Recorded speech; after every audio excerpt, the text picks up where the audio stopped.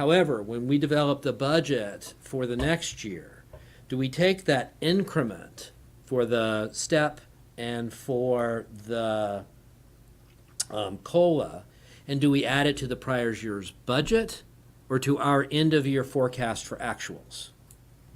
So we added it to our prior year's budget, Okay. not our projected ending balance. Right, so that means if we've got an underspend this year, we're automatically carrying that over till next year.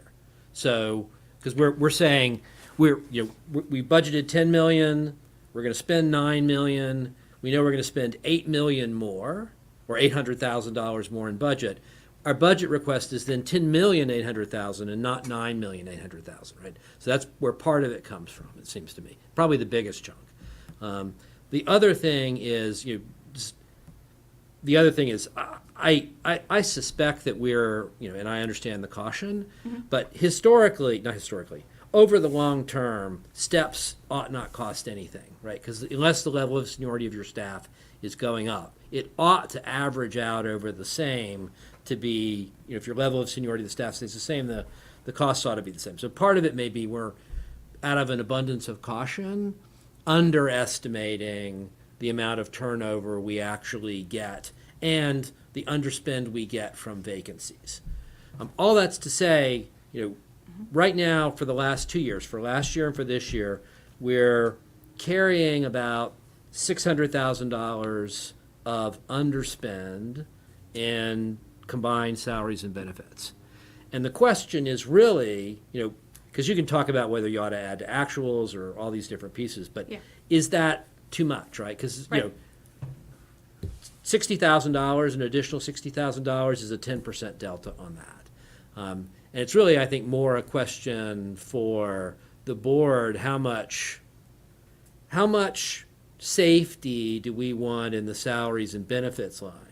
I think I'd probably be comfortable with a little less than 600,000, but I get that's, the reason it feels like a lot to me is, that it's like DOD, right? The federal budget.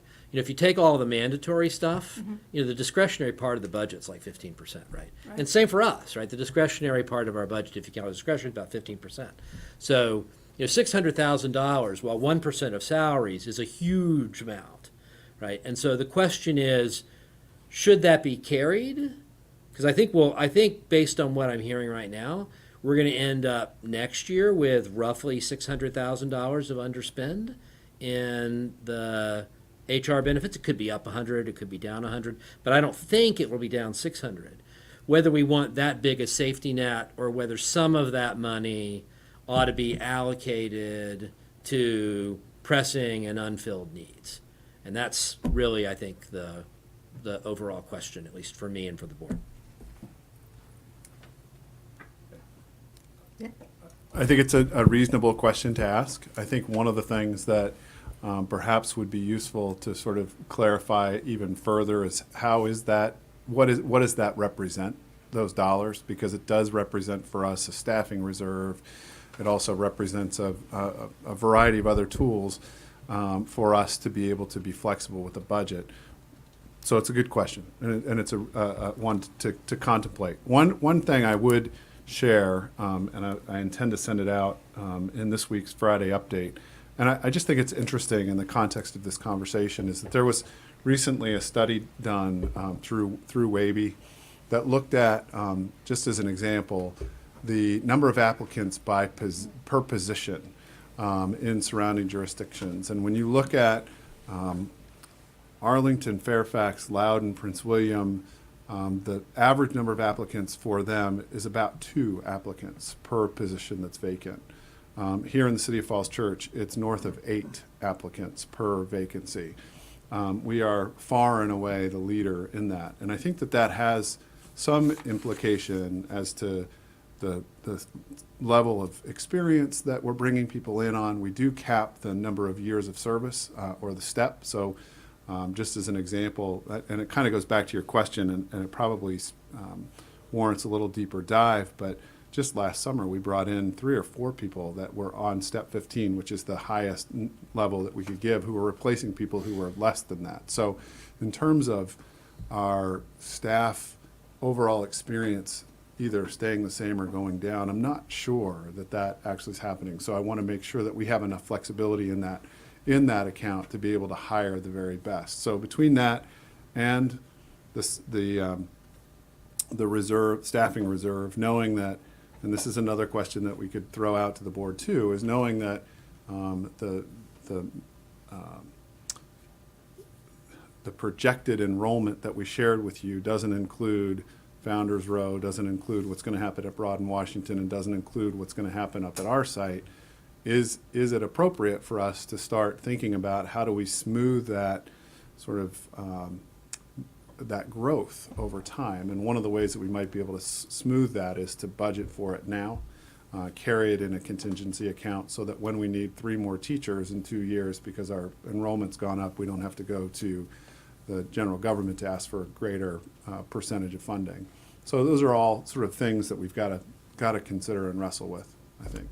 No, and I agree, Dr. Noonan, completely. I just want to make sure we're making decisions based on what the real data shows, right? And, if we've got $600,000 of flexibility in the base budget for salaries and benefits, and then a salary reserve, and then a contingency fund, and then a possible expenditure of unspent funds from the prior year.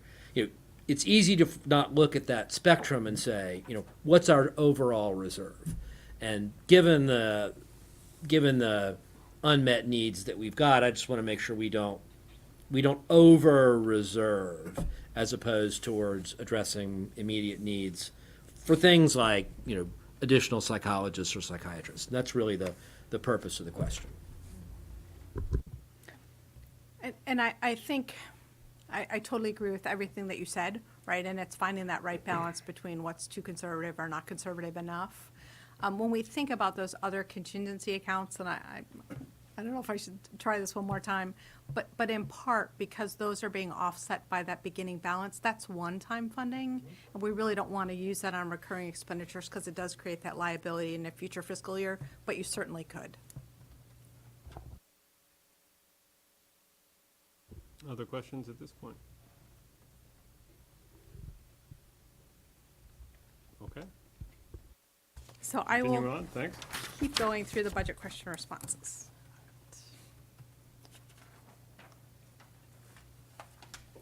Okay. The second question, number 2, talks about the contract length adjustments included in the budget. Did we include in those contract length adjustments any changes to our paraprofessionals or other support staff, particularly where their allocation is tied to other responsibilities?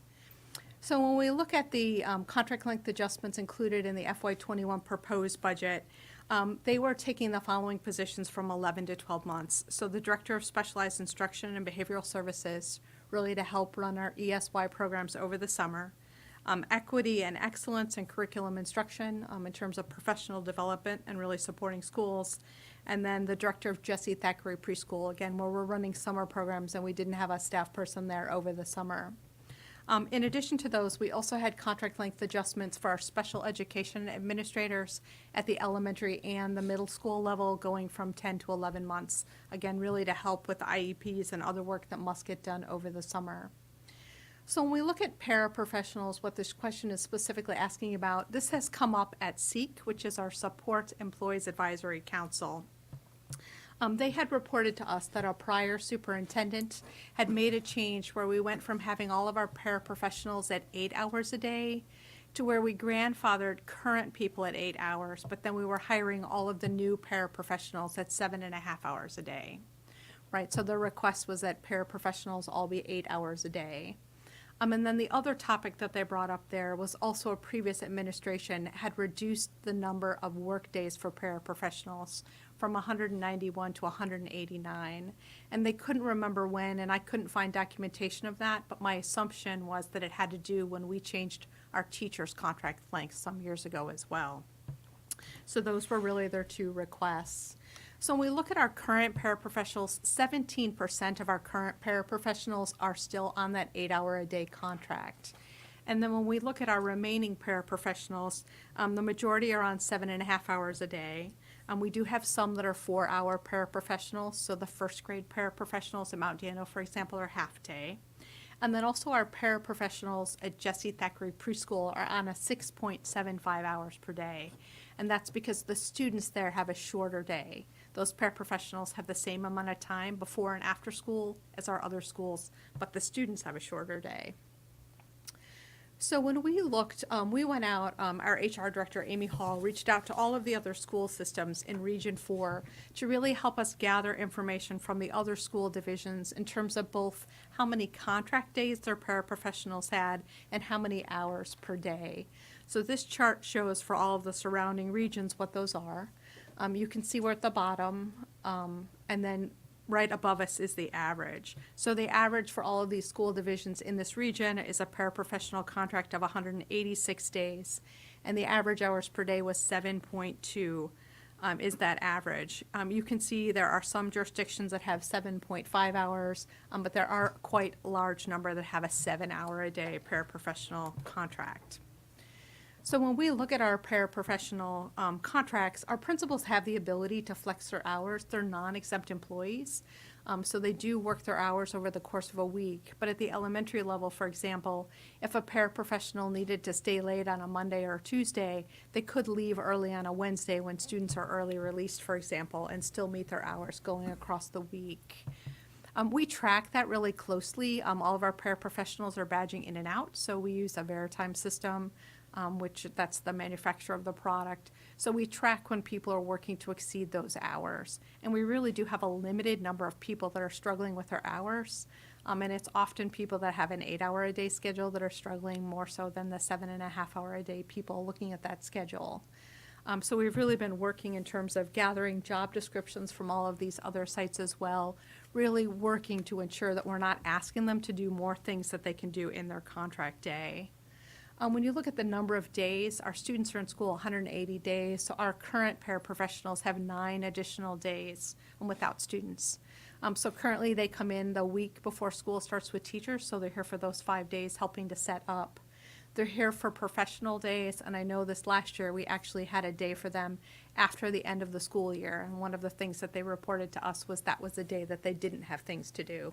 So we're really looking at where we put those days in terms of the calendar to make sure we're getting the best use of those days for paraprofessionals and us. And then the last thing in this question is we also, Michelle Kopic pulled together from the Washington Area Boards of Education Guide. They report how many people have paraprofessionals, which are also called instructional assistants in other jurisdictions. So this chart shows how many instructional assistants or paraprofessionals each division has, what their total enrollment is, and then overall what is their total number of students per paraprofessional. So you can see we're the lowest in the region in terms of the number of students to paraprofessional based on how we currently staff. And just to sort of drive that point home, one of the things that we get a lot of questions about, and it's somewhat related to this, but not completely, is the cost per pupil, overall cost per pupil. And because we do staff at 22 and 24 to 1, particularly in those kindergarten classes, because we staff at 22 as opposed to 26 or 27 like other surrounding jurisdictions, it generates more paraprofessionals. So we do, the function of having those small class sizes actually drives the number of paraprofessionals that we have as well. So just important for context, and that's why our cost per pupil is so high, is not because we're spending more necessarily on the cost per pupil. It's because we truly are staffing at a lower ratio. So one of the additional questions we've received that we're going to look at is what would our overall cost potentially look at what is our overall cost per pupil if we staffed at a different rate. Not that anyone here would advocate for that, but just to be able to show that delta and differential. Any follow-up questions on this particular topic of the paraprofessionals? Mr. Redding. So more a comment than a question, but I think this is really good data. It's helpful. Thank you. It seems to me that, as Dr. Noonan was just saying, the ratios are driven very substantially by what we do at Mount Daniel, and that just that doesn't surprise me a whit, given how